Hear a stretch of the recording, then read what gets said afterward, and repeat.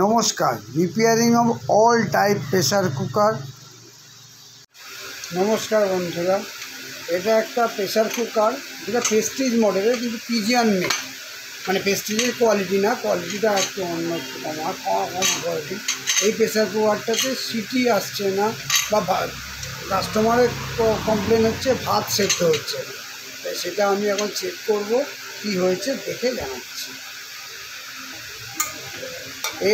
এই প্রেসার কুকারের হ্যান্ডেলটা ভেঙে গেছিলো, তাই এটাকে ঠিক করলাম। এখন দেখুন, এটা ঠিক করে হ্যান্ডেলটা সোজা হয়ে গেছে। এই লক ভালো করে হচ্ছিল না, এবং সেটার জন্য হতে পারে, আর গ্যাসকেটের জন্য হতে পারে। সেফটি ভাল্বটা লুজ আছে, আর এটা ঠিক আছে, সেফটি ভাল্ব ঠিক আছে, ওইটা ঠিক আছে। এবার আমরা চেক করে নেব। দেখুন, এর মধ্যে জল দিলাম। এবার জল দিয়ে ঢাকা লাগিয়ে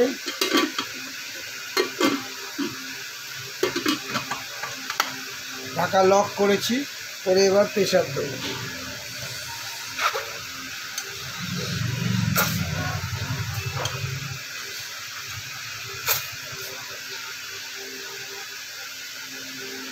দেখুন, এবার উল্টে দিয়েছি, কোনো রকম জল পড়ছে না, তার মানে প্রেসার কুকারটা ঠিক হয়ে গেছে।